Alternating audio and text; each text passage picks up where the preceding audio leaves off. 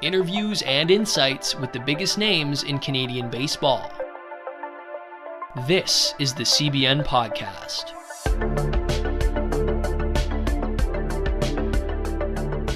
This team just continues to make it interesting, and I know the people listening know exactly what team I'm talking about, the Toronto Blue Jays.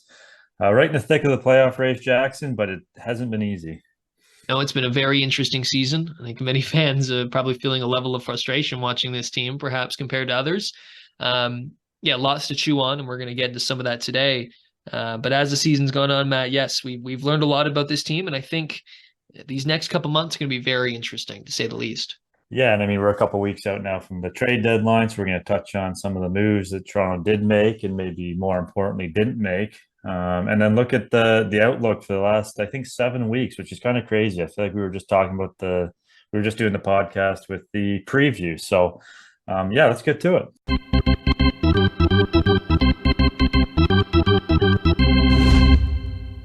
All right, so I guess we'll start with the first kind of, I'll call it a big trade Toronto made on July 21st, acquiring Genesis Cabrera from the St. Louis Cardinals, who they were quite tight partners with over this deadline.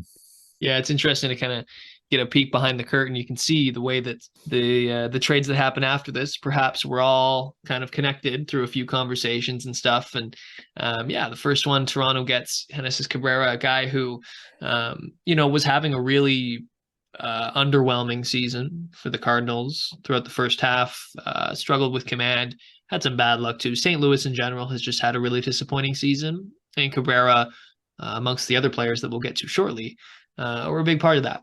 It kind of came out of left field just because it was a little before the deadline, right? It was 12 days or so beforehand on the 21st of July. So they kind of got out in front of the reliever market a little bit, picked up a guy who wasn't really on anyone's radar. But Cabrera, a guy who throws, up to 95 from the left side, it's very enticing. His issue was he just couldn't find the plate. And so as we've seen coming over to Toronto, in 11 innings, he's been pretty good, Matt.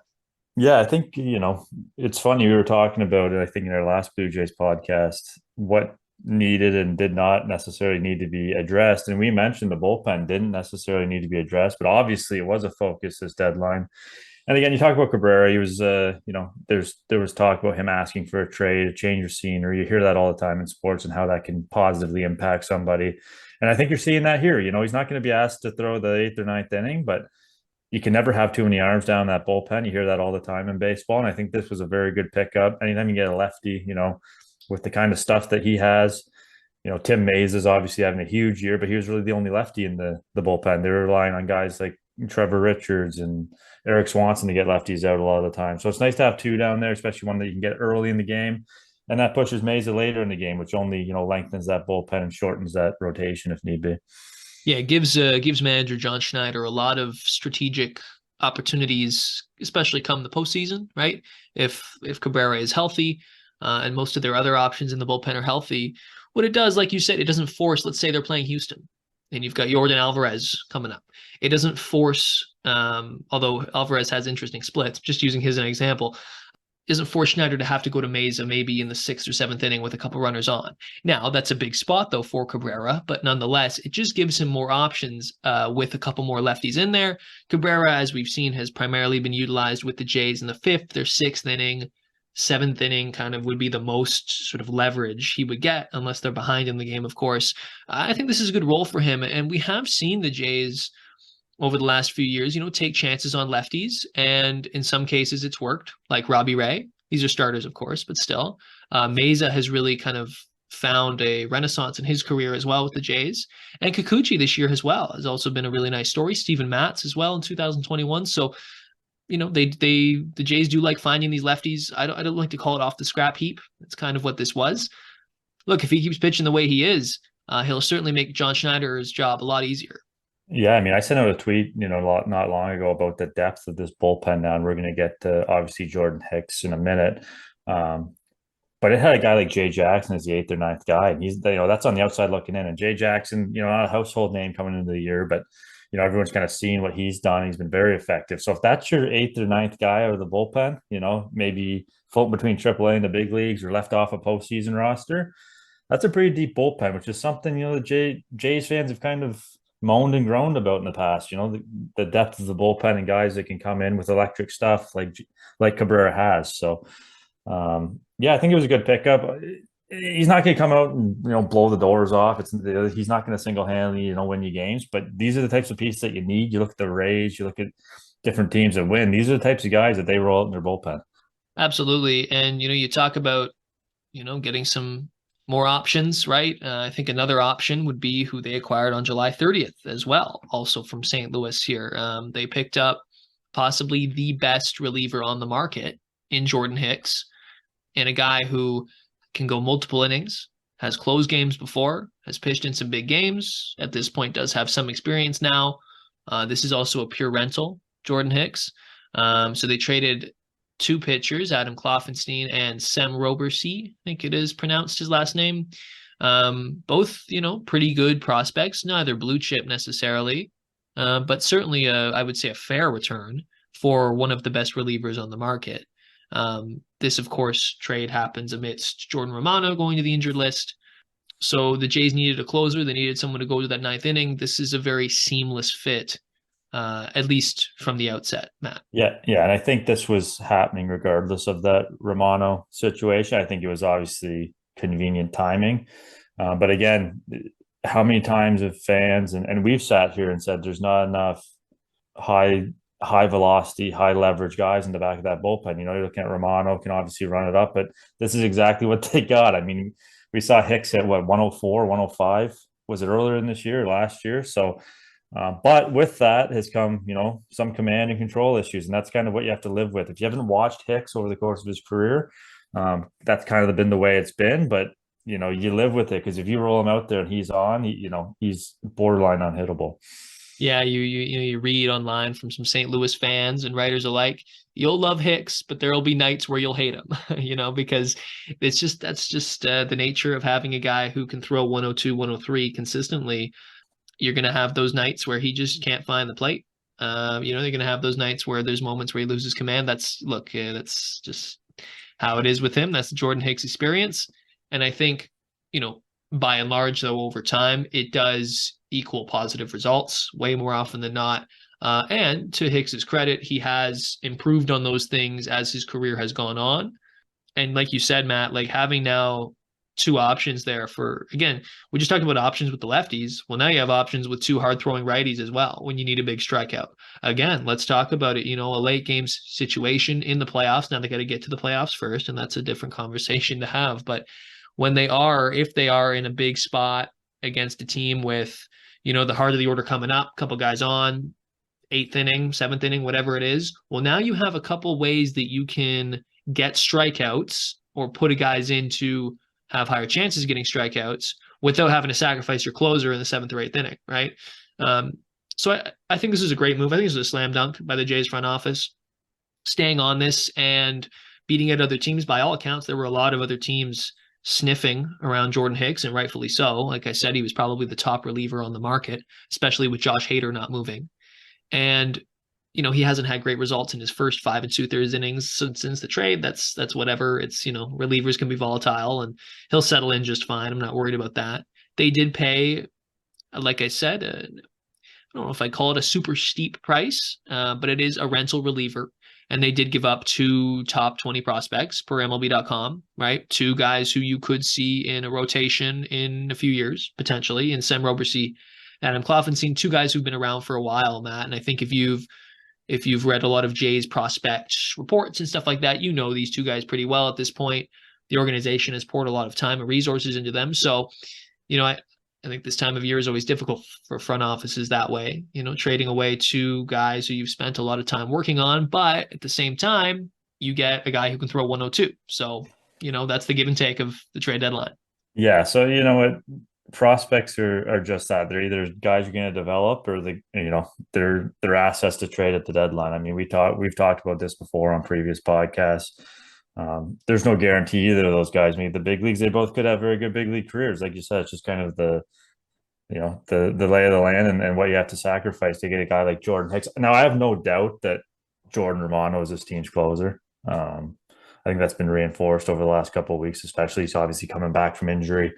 But to have, Swanson, Hicks, Romano in the back of that bullpen, Meza is another lefty, in later innings, that's about as deep as it gets, in the big league. So they got to feel real good about the way, especially with, the rotation the way it is. They got to feel real good about getting that ball to the bullpen and their ability to get it done, which we know in the postseason, you realize when teams have bad bullpens, it's kind of what they say. You don't realize a bullpen until it's bad. So this one's definitely set up and it's very deep and arguably one of the deepest bullpens in the American League.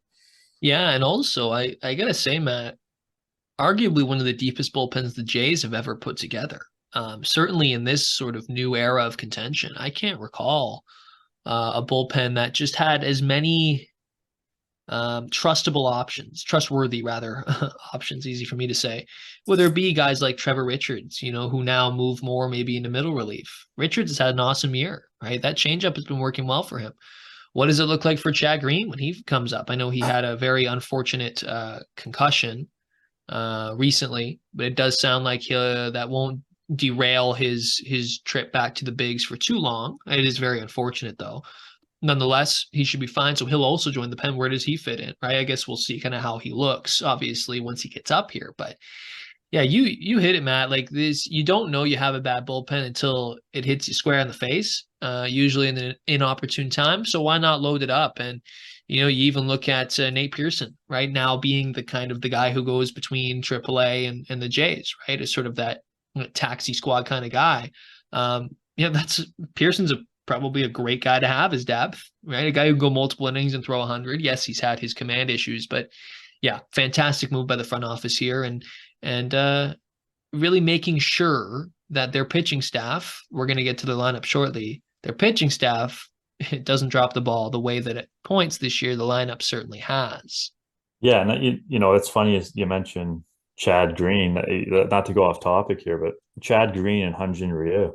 Yeah. I mean, those are essentially two deadline pickups. Hopefully Green come back. If you haven't been watching the Yankees the last couple of years, the last few years, Chad Green's a pretty good reliever. That's a back end of the bullpen guy too. So now you got 4 or 5 back end quality relievers. That's going to be tough to navigate for opposing managers. And then Hyun-Jin Ryu's come back and he's looked good. I mean, I didn't know what to expect. A guy that already was a bit of a soft tosser, and then he has Tommy John. He's later in his career, but yeah, he's come back and he's looked strong through his last couple of outings. So the pitching staff certainly looks good heading into the final stretch of the year.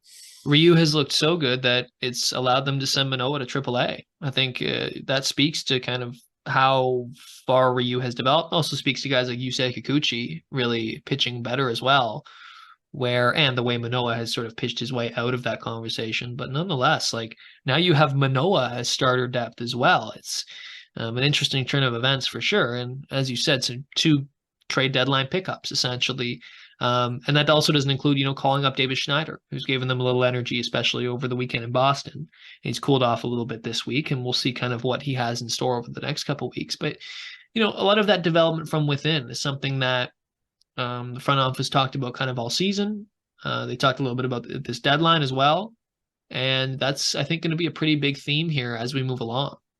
Yeah, and I have something on Yusei Kikuchi. I have a question for you, but we'll save it for a little bit because I want to get to more of these trades. But don't let me forget. Okay. I have a conversation that be had about Yusei Kikuchi. All right. And now a word from the Baseball Zone. The Baseball Zone's fall schedule is coming out this month. And programs for all ages and skill levels, from clinics to high-performance programs, are available. Their highly qualified Baseball Zone coaches will ensure all players get the best and most complete instruction. Check out their new and improved website at thebaseballzone.ca or give them a visit at 1081 Breivik Place, Mississauga, Ontario, near the 401 and Dixie Road exit. Now back to the Jays.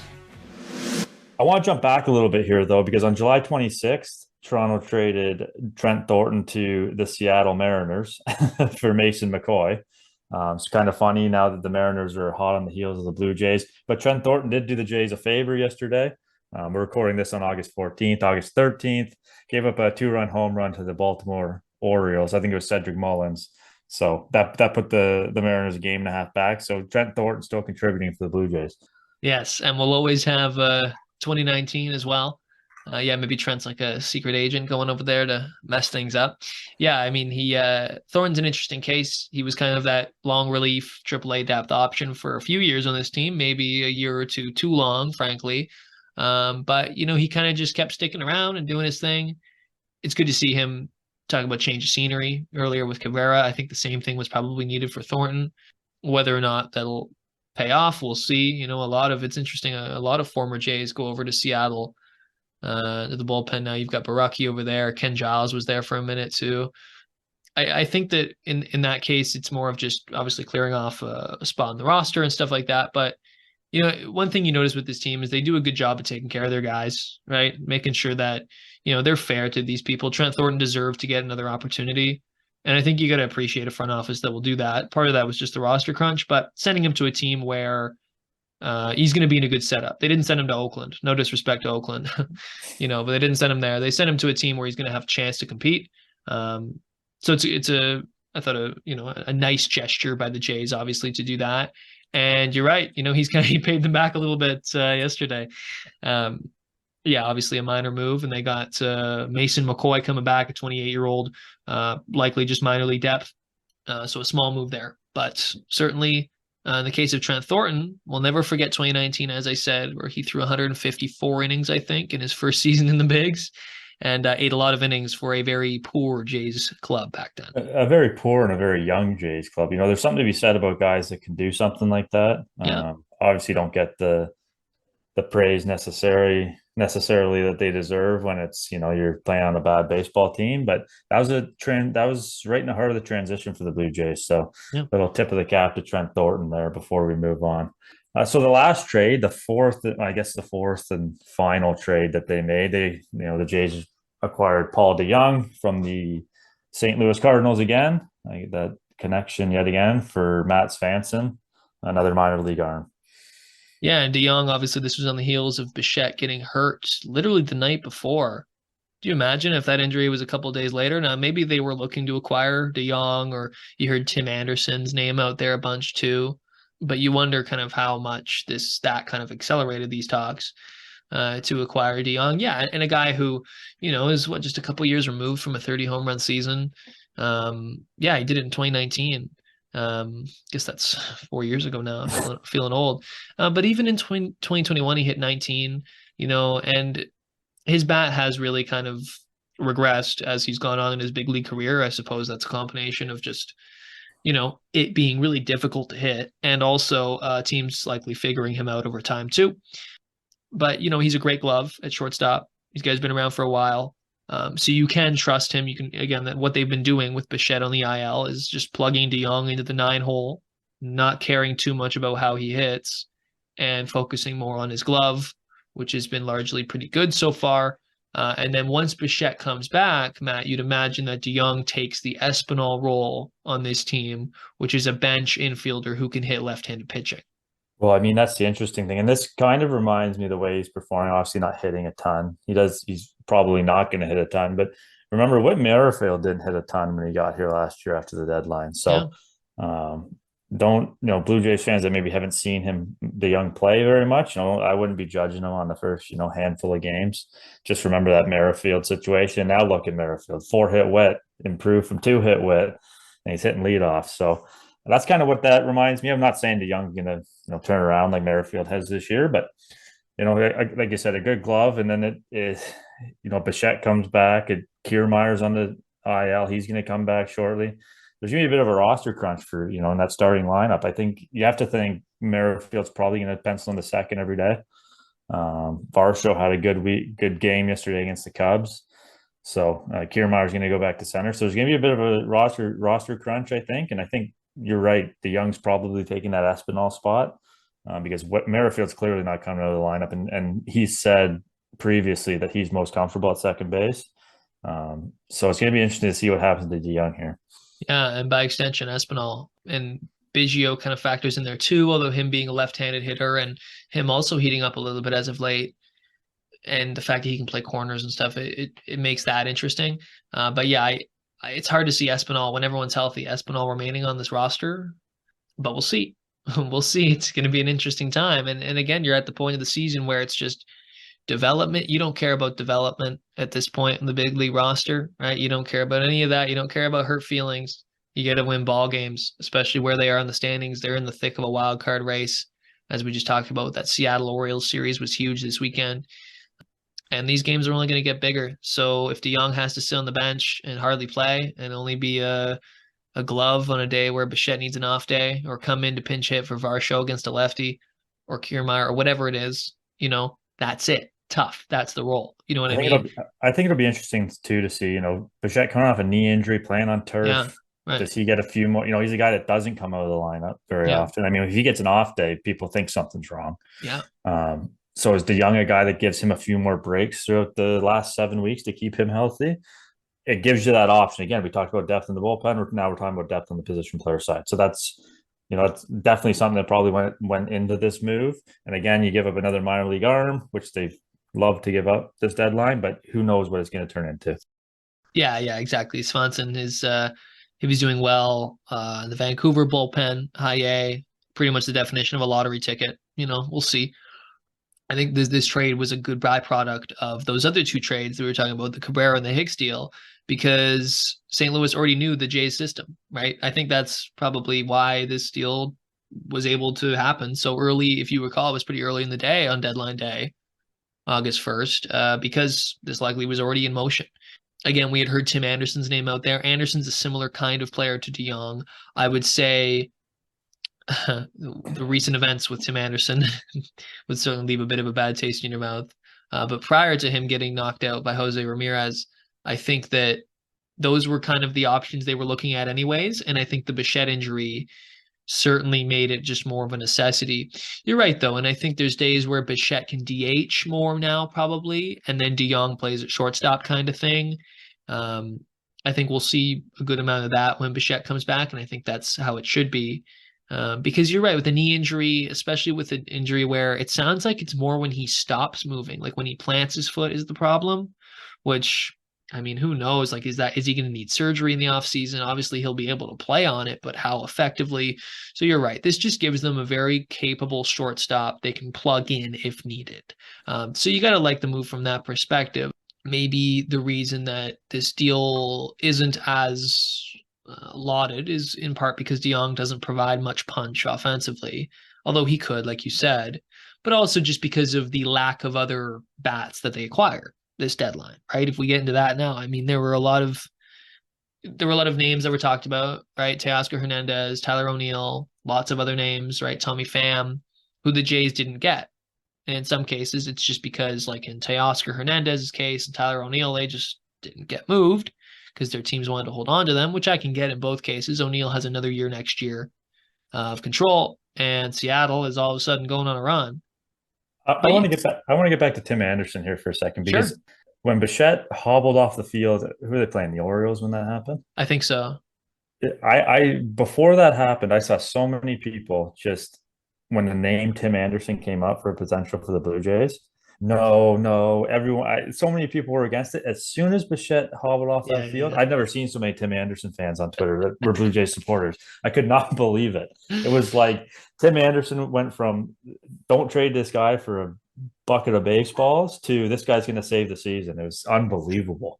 Yeah, and I think the reason that maybe because Tim Anderson would have more shine than Paul DeJong. It's obviously a very subjective term in the sense that, like, Anderson is, maybe you have more belief that the bat could come back again than DeJong. It was from the All-Star break. I mean, he was hitting better at that time compared. I mean, it was only a couple weeks sample size, but he was hitting better, more towards his career averages. So I get it. It's just fans are funny, and social media is a funny place because it seemed like Tim Anderson's name was trending almost on Twitter. Yeah.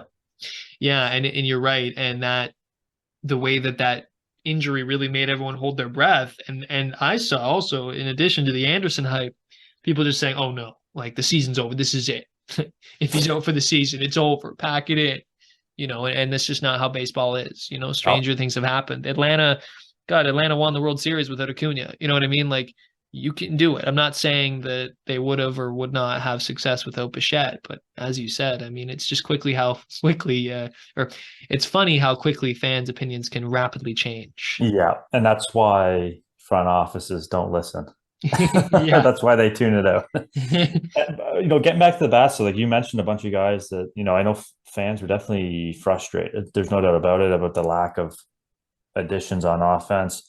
We have here in our notes, obviously Teoscar Hernandez, you mentioned, Tyler O'Neill, Tommy Pham, Mark Canha, TJ or CJ Crone, Randall Grichuk, another former Blue Jay, Yeimer Candelario. I, I just, I don't, nothing in that list intrigues me that much, to be honest. I don't think the names were there to make a big splash, let Yeah. alone have them pencil in, like, a guy like Candelario. Like, where was he going to play? He's not going to play at third. Yeah. I never plays Chapman. He's not going to play first. You got Belt, who's I don't know. There's just Teoscar would have been a nice story, I guess. O'Neill's not been great this year. Grichuk and Crone, I guess. Like, is it moving the needle? I just Yeah. don't. I saw people complaining that there's no impact. But I don't think there was one on the market, to be honest. I think there's some nice fringe pieces, but that's not what this team was looking for on offense. I think you're right. It just felt like it was a crappy market this year for trades for buyers, right? It was certainly a seller's market. I think that's a byproduct of the expanded wildcard format. The fact that I'm of the opinion that the deadline now is because of this expanded format is actually too early in the sense that like there's teams who are still figuring out if they're competing or not. Look at the Cubs, right? Look at Seattle. Those are two great examples. Look at the Angels giving up everything they did for Giolito and for Crone and Grichuk. And man, they really fell apart right after that, right? Don't even get me started on the Angels. I feel very strongly in my opinions of that. Yeah. Anyways, we'll stick to the Jays here. But yeah, I agree. I mean, I think, 2 months out from the end of the season is where the deadline needs to be. But you're right. The expanded playoff format definitely opens it up for a lot more teams, and it shrinks the number of sellers, obviously, when you do that. So, the Yeah. big deals may not be necessarily be there. Even the pitching Yeah. deals, like Verlander and Scherzer, like, I don't know if it's just me and my perception, but they're both older. They're both, I don't know. Just Yeah. wasn't grabbing my attention like in years past. Totally. And they're both dealing with injuries. Like they're well past their primes. I know Verlander's pitching well as of late, but you'd expect that from a Hall of Famer.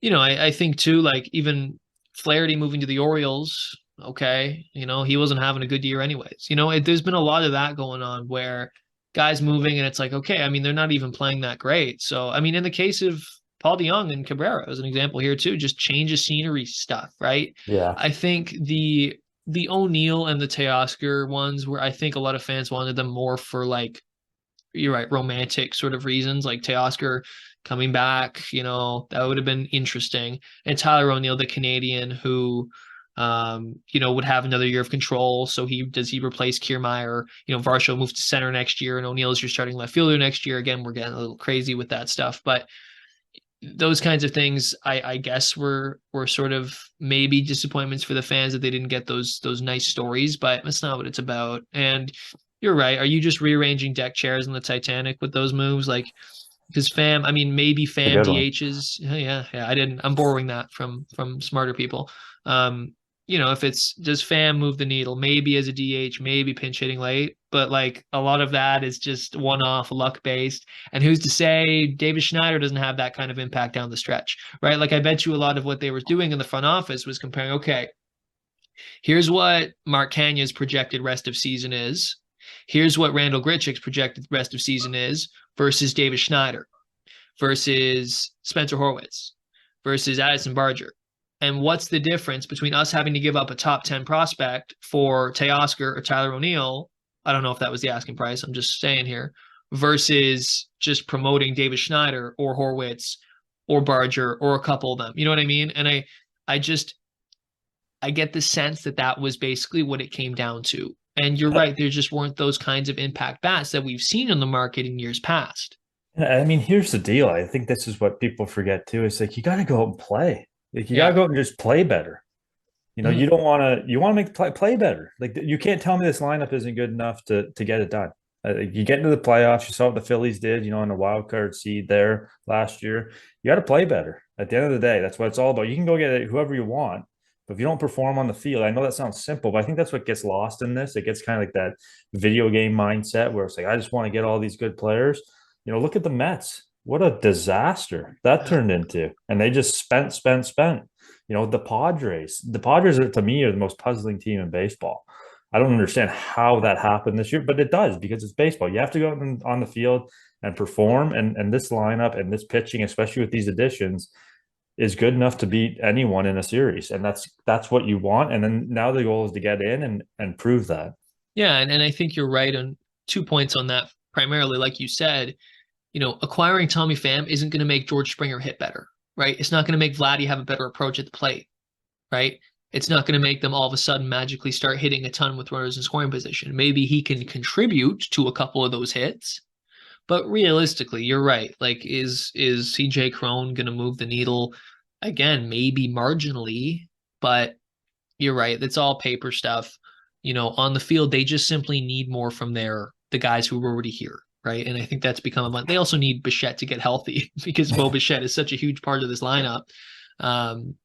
And I think that you hit the nail on the head there with that. Kirk needs to be better. There's just guys who need to play better, who play up to what they are capable of. And if that's the case with their pitching, with their defense, with their bullpen, they'll be a very successful team. I should also say, though, you talk about just getting in. Boy, the American League, it's not like there's a ton of great teams in the American League, right? This is a time where the Yankees are down. The Red Sox are probably not. I mean, they might make the playoffs, but we'll see. But I wouldn't be scared of Boston if I was the Jays, to put it that way, despite the Jays not playing well against them this season. They did just sweep them at Fenway, but Houston, I guess, is still a really good team.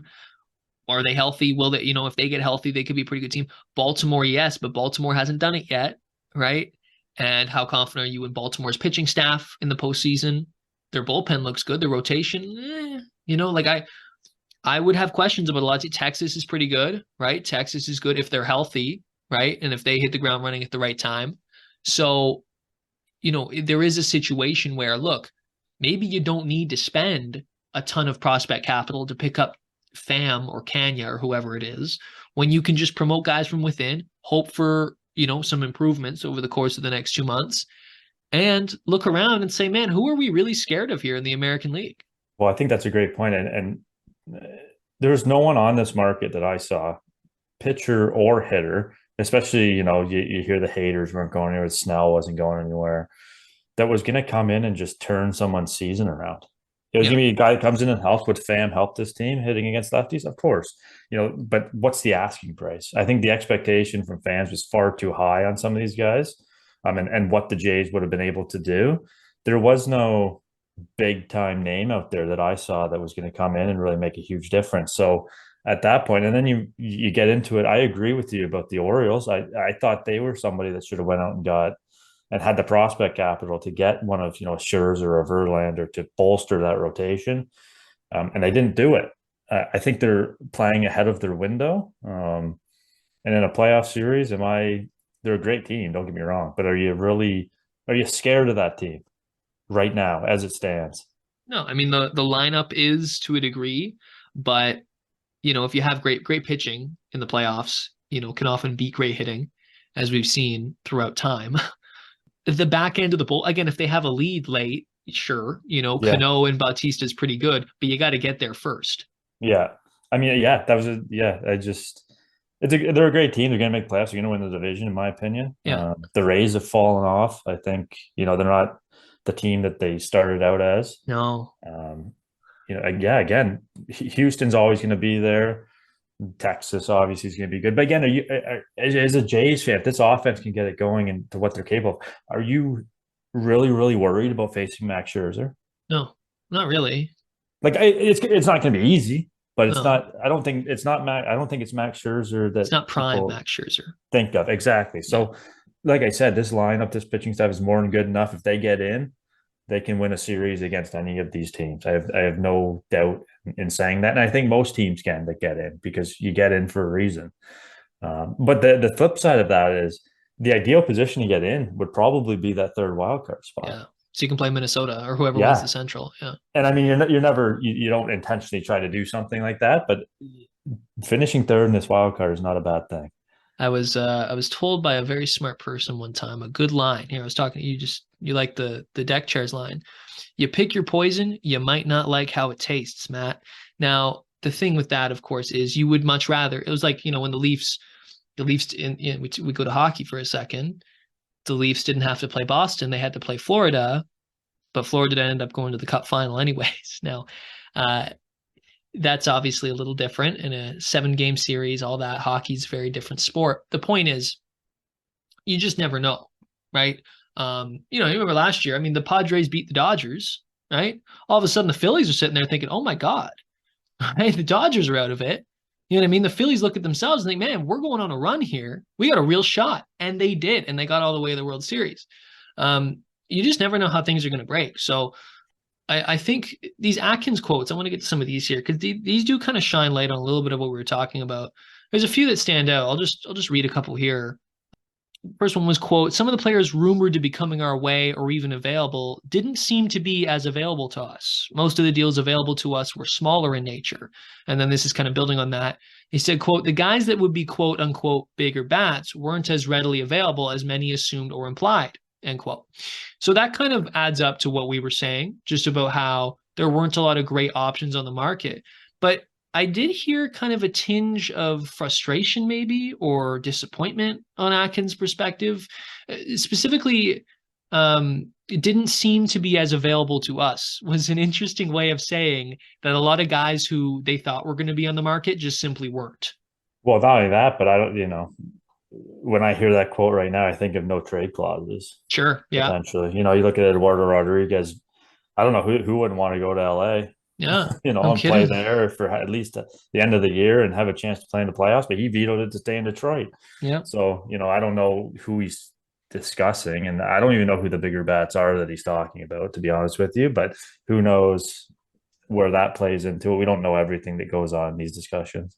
It's interesting because it was Shai Davidi who was kind of talking the whole week leading up to the deadline about how, and Shai's really plugged in. Like, you just know he's one of those guys when he says something, it's like, okay, like he's alluding to something. You know what I mean? He said, he was talking all week about how I just feel like the Jays are working on something bigger than maybe what we're thinking of. Like when we go on one of those shows and they'd ask him, "Hey, who do you think the Jays are looking at now?" He would always say, "Yeah, like a couple pitchers, sure, maybe guys like Canyon Pham and Teoscar, but I wonder if they're working on something bigger." When he says that time and time again, I would also wonder if they're working on something bigger. So I do wonder if that quote, like you talk about the no trade clause and everything, the Jays are well known to cast a very wide net, right? No one thought they were going to get Whit Merrifield last year, right?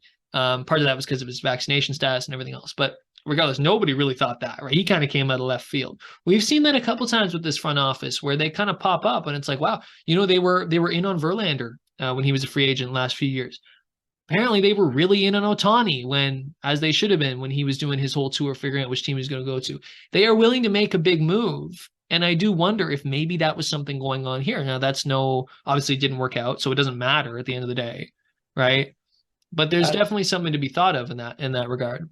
I think sometimes Toronto sports fans like to think that their teams won't do things that they'll actually do. This front office has shown no hesitation in making big moves. Look at the signings: Gosman, Bassett, Springer, Ryu.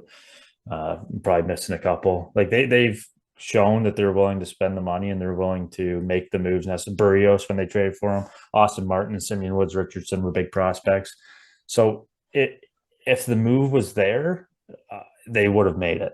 I don't have any doubt in that. I don't think the move was there for not only the guys that we listed, who we don't really necessarily, I wasn't in love with any of them, but even bigger names, maybe potentially with a little bit more term or a little bit bigger package.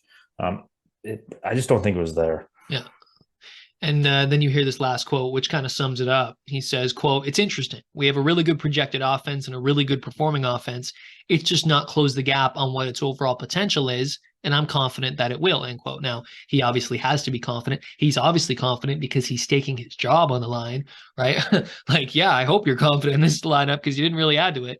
I think that That's something you say when, you want to you have to, when you put confidence in your team and stuff like that. Like, we're not going to, Atkins has perfected the TV media quote industry, as you could put it. You do look at their stats, Matt, and, without runners on, or just in general, they're a middle to above average hitting team.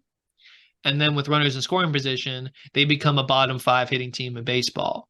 So, and that just comes back to if Bichette, Guerrero, Chapman, Springer don't do their job and don't play the way they can and the way the team expects to do, they're not going to win anyways. It doesn't matter if Davis Schneider hits 400 the rest. It doesn't like those your guys hitting in the middle of the lineup have to drive in runs with guys in scoring position. I know you wrote down these. I'll let you read off the averages and pain Jays fans again. Maybe you won't. I don't want to hear it again. We all know that they've struggled to hit with runners in scoring position. And if those guys in the middle of the order aren't getting it done, and even if you're relying on the guy, Danny Jansen, I love him. Great behind the plate, great at driving in runs. But you need Guerrero, Bichette, Chapman, and Springer to drive the offense. And what you get from those other guys is icing on the cake. Yeah, and then a little more from Kirk and Varsho and those guys too. And we see them score 11 runs on Sunday against the Cubs, and you think, well, it's just a 1-game sample, but man, the way that they played too, like they just kind of strung hits together. Yeah, they had some big hits, of course. Varsho looked good. Yeah, but what I noticed, especially in Varsho's at bats, is just getting base hits. Not necessarily needing to get the 5 home runs in a game. But when he does that, what needs to happen? Guerrero, Bichette. Exactly. Obviously, Bichette's not playing, but Springer, Chapman, they have to drive in the runs. Yeah. Hitting, 3 to 5, 3 to 6 in the order, you have to produce runs. You have to drive in runs. That's what it comes down to. Yeah. You need big hits in the postseason, timely hits, which they haven't gotten, and you need to pitch. And obviously, this team's going to play defense. We all know that. And you compare this team, like when people talk about, well, they just got to get hot. Look at the Braves in 21. Look at the Phillies last year. What both those teams had was clutch hitting, right? Like especially I think last year, when the Phillies needed a big hit, they got one, right? Whether it was Bryce Harper, whether it was Schwarber, whether it was Rhys Hoskins, whether it was Stott, right? Yeah. Alec Boehm, whoever it was, they were getting those hits. That's often what it comes down to. Your pitching is good enough, right? And your pitching does a good job. But then you get that big hit when it matters, right? When there's 2 on and 2 out and you're down by 1 in the 7th or 8th and Harper comes up and hits a 3-run shot, or Schwarber or whatever it is. That's in the Braves the year before, right? With Soler, right? Remember that? Duvall, Jock Peterson. I could go on. Freddie Freeman, of course, in that lineup. Like they had guys who in those moments came through. And those weren't even huge name guys. I mean, you talk about Peterson, Soler at the time. Yeah. What was the other name? Duvall. Like, the talent in the middle of this Jays lineup is better than any of those guys we just named at the time that happened. Even Harper, Schwarber, Hoskins, those are fantastic players. The Jays have fantastic players capable of providing similar offense to that as well, right? Yeah, they need to. It's there. Yeah, everything is there. They could have added around the fringes a little bit, like we talked about, and would it help? Of course, but is it going to move the needle to a World Series contender? No. I mean, the talent is on this roster, whether Jays fans want to believe it or not, it's there. So much of the season comes down to this. Their regular OPS is 748, okay? The Jays, that ranks them 9th in baseball, okay? As of Monday, August 14th. Their OPS with runners in scoring position goes from 748 to 695, which is 28th in baseball. Right around those teams like Kansas City and Miami and Oakland, okay? Their slugging. Slugging is also a great one because we're not talking on base now, we're just talking power, okay?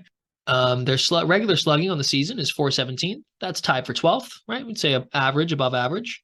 With runners in scoring position, it dips down to 371, which again is 28th around those same teams I just mentioned. So that's a lot of what this comes down to, Matt, is just those opportunities that throughout the season they've missed out on. And as a result, we see it in the standings where should this team, like if this team was hitting normally with runners in scoring position or maybe closer to their average, right?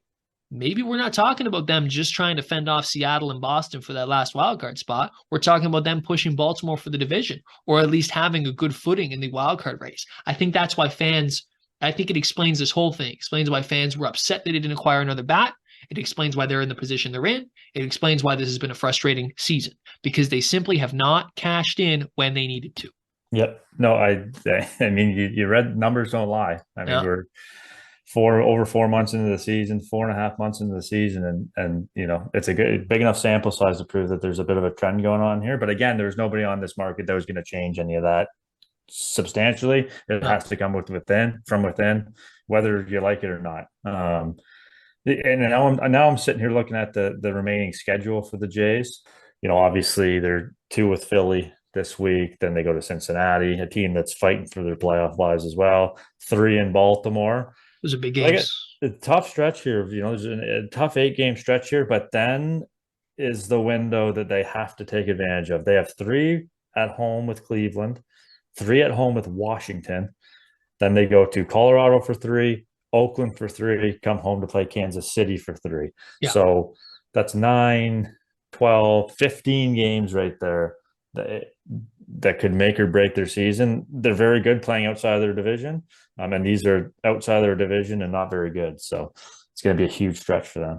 You said that was 15 games. So let's say they go 10-5 or 11-4, right? That's probably what you'd be looking for. Obviously maybe a little more. But you're right. If they come out of that trip, say, 8-7 or 6-9 or whatever it is, that could really put them in a tough spot. Because if you look at after that Kansas City series, that series ends on September 10th. They have Rangers for 4 at home, Boston for 3 at home. We'll see what Boston's looking like by then. Yankees in the Bronx for 3, at the Trop to take on Tampa for 3. Those could be big games depending on where the wild card's looking like. Then they go Yankees home, Rays at home again. So, there's a real gauntlet there, depending on how the Yankees. They're still the Yankees. If Aaron Judge is healthy, that's still a problem, right? They still have Garrett Cole. And it's a divisional game. So they really do need to, Matt, as you said, make some hay during that 15-game stretch with the easier opponents, because all of a sudden they kick it into gear on September 11th, and it's basically showtime.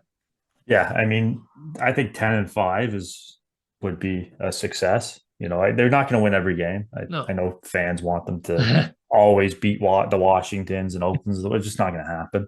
Yeah. But I think 10-5 would be reasonable. Build yourself a little bit of a lead, big few games, on Seattle heading into that final stretch, and then it's in your hands. Go take care of business is what it comes down to. Now, one more thing to talk about. I have a note here to talk about Kikuchi. Yes. So I can't remember who I heard talking about this. It might have been on the broadcast the other day. They get into the wild card, they face whoever, Minnesota, Houston, whoever it is. And it goes game 3. Who are you rolling on the mound, Kikuchi or Chris Bassett? Yeah, you got me thinking now. Let's say, so if we're talking today. Today, yeah, because who knows assuming they're both performing the way they are right now.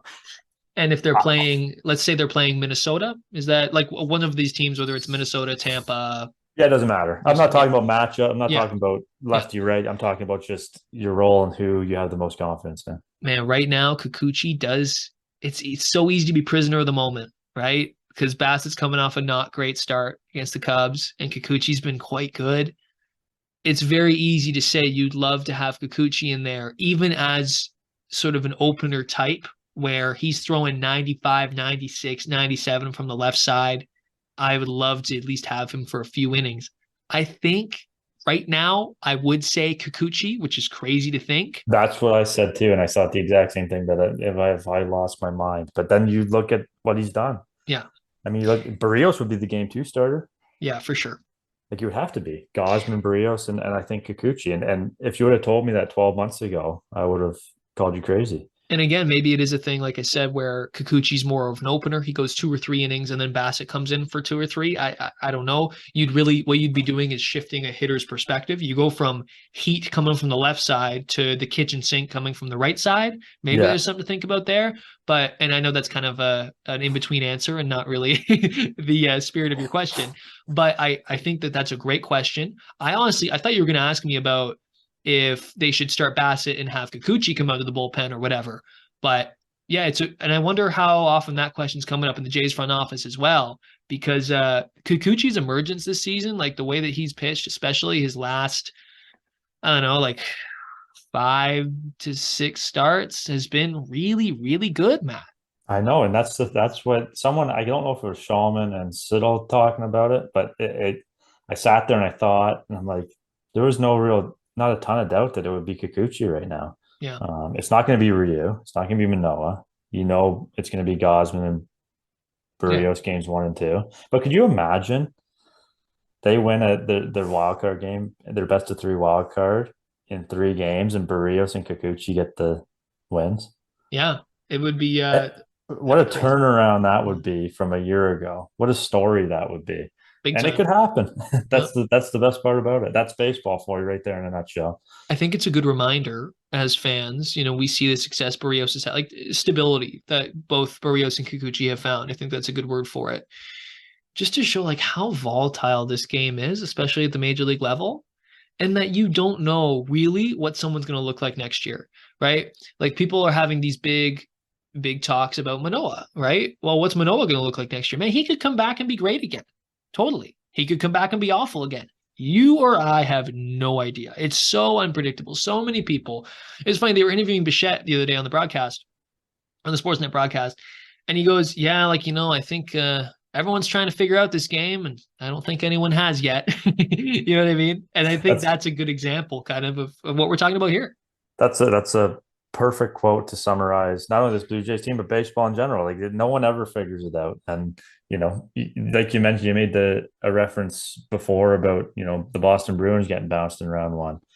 That could be the Atlanta Braves this year. Totally. And would it shock anyone? No, Not baseball. really. Yeah, Not really. I mean, it would be a little bit surprising, I guess, given the season they're having, but it wouldn't shock me. Look at the Dodgers last year. Look at some of the Dodgers have won 1 World Series in this run. yeah, I know. Look at the Braves back in the 90s. They won 1 World Series. They won 17 straight divisions? Yeah. Like just the probability of winning more than 1 World Series, you would think would be higher than not winning more than one, and they won 1. Look at how many times the Yankees have been back to the ALCS since 09, right? And not a whole lot, right? Yeah, I mean, you just ask a Yankees fan about that. It's going on 15 years since the Yankees won a World Series. Yeah. And by extension, the flip side of it, look at all the success the Red Sox have had the last 20 years. And in many cases, it was unexpected, right? Especially in 2018, they were a good team, but they go on this all-time run.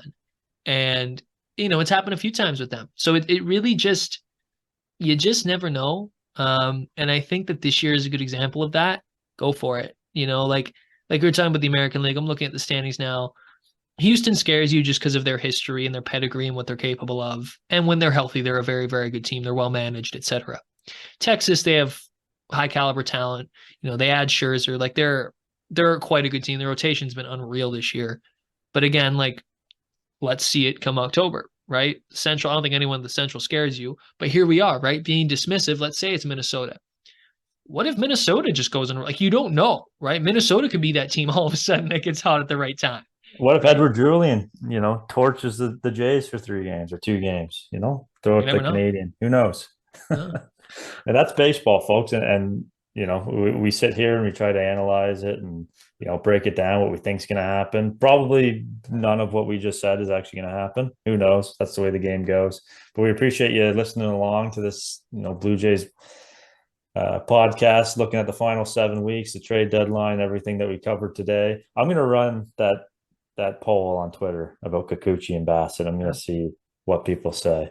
But thanks for listening along. It's going to be a heck of a 7 weeks and hopefully a postseason. Hopefully we're sitting here doing a postseason preview 7 weeks from now. Take care. Thank you for listening. Be sure to check out Canadian Baseball Network for extensive and comprehensive coverage of the latest in Canadian baseball. And the Baseball Zone, Canada's leading instructional baseball academy and training home to thousands of MLB pro, college, and youth baseball players.